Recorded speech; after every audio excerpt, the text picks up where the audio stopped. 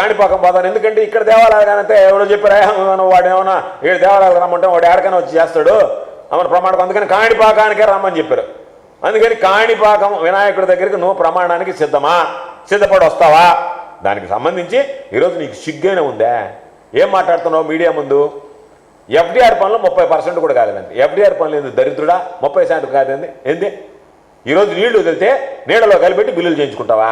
ఎవడన్నా నీళ్లు వదిలిన తర్వాత ఇరిగేషన్ పనులు అత్యవసర మరమ్మతులకు సంబంధించినటువంటి నిధులు ఓఎండ్ఎం కానీ ఎఫ్డీఆర్ కానీ నీళ్లు వదలక ముందు చేసే పనులు, నీళ్లు వదిలిన తర్వాత ఆ నీళ్ళలో కలిపెట్టి అమలు చేసి దొంగ బిల్లులు చేసుకుంటా ఇప్పటికి 30% అని అంటే 70% కూడా సీజన్ అయిపోయి నీళ్లు పూర్తిగా పంట అయిపోయే లోపల అంటే ఆ నీళ్లు ఉండగానే బిల్లులు పూర్తి చేస్తాడు ఆయన.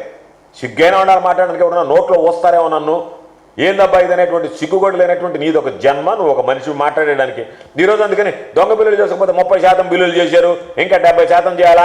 19 కోట్ల 100 కోట్ల 19 కోట్లు కాదు, ఈ దెబ్బలో 19 కోట్లకి వేసావు నువ్వు.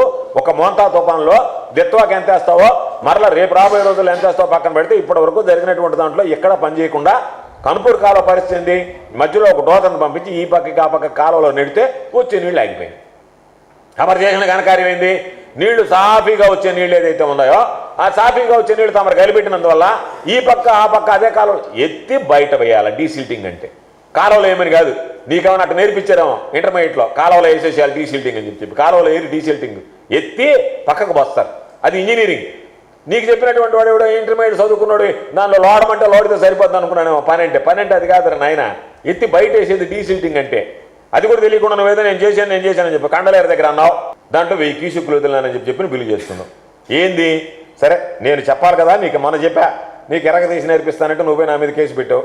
అసలు ఏంటి డిశ్చార్జ్ అంటే? ఏంది? ఏరియా ఇంటూ వెలాసిటీ డిశ్చార్జ్ అంటే దాని గుండా ఎంత డిశ్చార్జ్ పోవాలంటే చదువుకు, నీకు చెప్తా నేను, చదువుకో. ఎందుకంటే ఇప్పుడు నేర్చుకో. డిశ్చార్జ్ అంటే దాని గుండా ఎంత పోవాలా అంటే దానిలో వెళ్ళేటువంటి నీటి ప్రవాహము ఇంటూ దాని యొక్క విడ్త్ డెప్త్ ఏరియా అంటారు. కాలువ యొక్క వెడల్పు లోతుని ఏరియా అంటారు. ఆ ఏరియా ఇంటూ వెలాసిటీని లెక్కేస్తే ఎంత డిశ్చార్జ్ అనేది వస్తుంది. ఆ డిశ్చార్జ్కి సంబంధించి ఇప్పుడే ఎంత ఫ్లోమీటర్ తీసుకెళ్తే ఎంత వెలాసిటీతో నీళ్లు ఎంత ప్రవాహం ప్రవహిస్తున్నాయని తెలిసిపోద్ది.